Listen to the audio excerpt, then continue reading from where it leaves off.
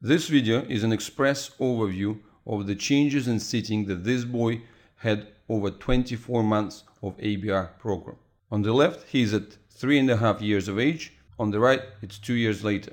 I think the difference in sitting quality is very obvious. On the left, we are seeing that the maximum level of support doesn't help this child much. On the right, 2 years later, he needs minimal support by the pelvis. Analyzing the initial condition of a child is quite straightforward. The weaker is the child, the more support he needs. And respectively, the stronger is the child, the less support is needed. And the more rigid is the child, the more difficult is the positioning. From this perspective, let's look at several key domains that define the quality of the sitting. Let's start by looking at the level of support at the trunk that this boy needed to start with. One can see that even with the maximum support, the best thing he can do is to arch backwards or fold forwards. And when the level of support moved down, he just collapsed. The picture on the right, the new one, shows that he needs just a very minimal support just at the level of the pelvis, which is obviously significantly lower than it used to be. Whilst at the start, the same level of support or even higher level of support resulted in the drop downwards. But I believe that even more informative are the pictures taken about 8 months after the start, where his level of support has already improved. He needed the support by the middle of the thorax. So it's a lot more readable and show you the principle of the evolution, how the support descends further down. The next major domain is the quality of the support by the arms, the magnitude of the support by the arms that the child needs. Again, we are looking at these pictures taken 8 months into the process, where he still needed a major support by 2 arms. And here we are looking at the confident support where he doesn't really need much. In fact, when the child is in such a poor condition as this boy was to start with, sometimes it's difficult to evaluate the pictures, because you see here I'm providing him with the maximum level of support and he just helplessly drops his head backwards. The simple fact is he really needed a lot of support, and even that didn't help him to control his head.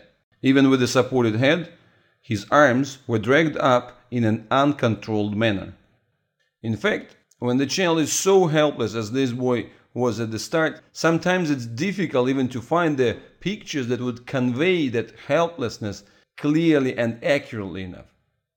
For this boy, I think that one of the most informative pictures, one of the clearest one in the reflecting his incapacitation, is this one, when I try to give him a right hand for the support, and at the end there is no function and he just collapses all the way down. Put together with this picture taken 8 months later, I think it gives you a pretty accurate impression of how weak he was at the beginning. And this set of pictures on the right show quite dramatic contrast. You can see that he is being supported in the edge sitting position simply by the single hand. Actually, it's his weaker left hand, and you can see that even this minimal support is more than enough for him to provide the comfortable function of the other hand and stable position of the body. Of course, the major part of any sitting analysis is the review of the tailor sitting position. Of course, this boy's comfort in tailor sitting position today is very obvious. But it was much more difficult to film it to start with, because his legs were simply unbendable and he was moving like a single unit.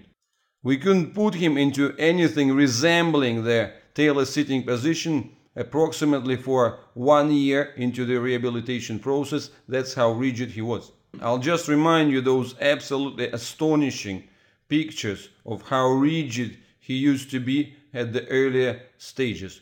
Complete immovable block, super rigidity. That's why putting him in a tailor sitting position was absolutely impossible. Today we are seeing comfortable and confident tailor sitting position, which doesn't require any extra support, and where this boy is capable of selective and independent function of the arm with the significant range of movement and well-controlled placement of the upper body and extra assistance with the other hand if necessary.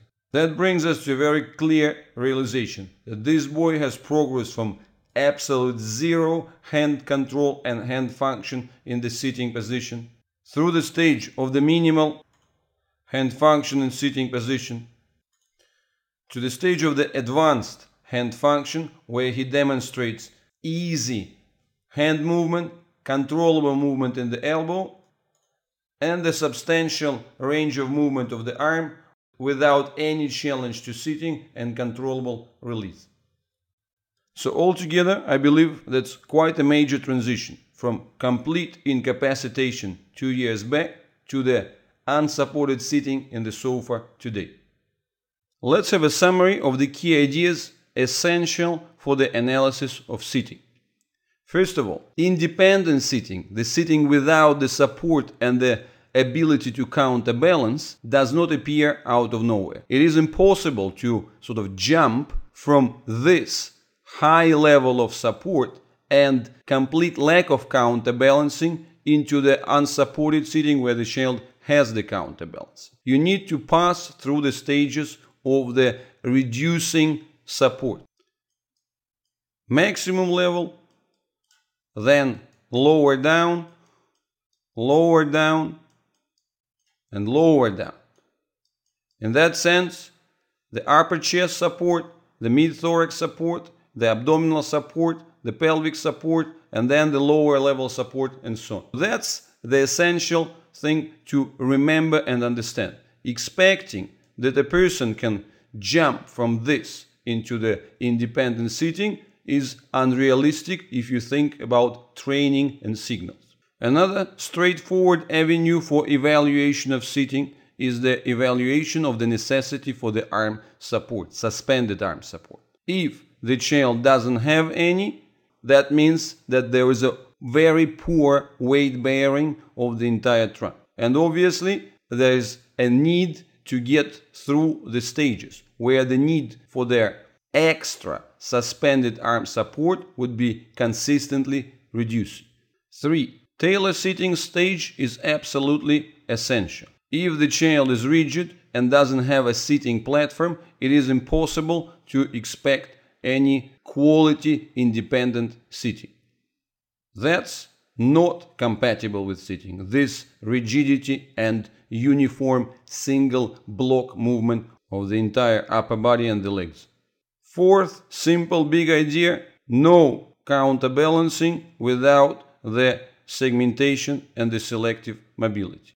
This is the source of the possibility to adjust and get the counterbalance, the mobility of the entire upper body, and of course in all 3 directions, as I've pointed out earlier. And of course, any expectations of sitting without the head control are completely unrealistic. Again, on the left you see none of it, and on the right you can see the independent head movements. Same refers to the shoulder girdle. Blocked, immovable arms are incompatible with the counterbalancing and sitting. Shoulder girdle mobility is absolutely paramount and necessary for the counterbalancing and stability in the sitting position, whether it's edge sitting or tailor sitting position. And of course, expectations of any hand functions without the solid control of the upper body are very much unrealistic and ungrounded. Again, no signals will ever make it without the physical, executable chain of the biomechanical elements. I hope that the examples of progress and transformations achieved by this boy through the non-invasive strengthening ABR methods have been good enough illustrations for you to understand the importance of these principles.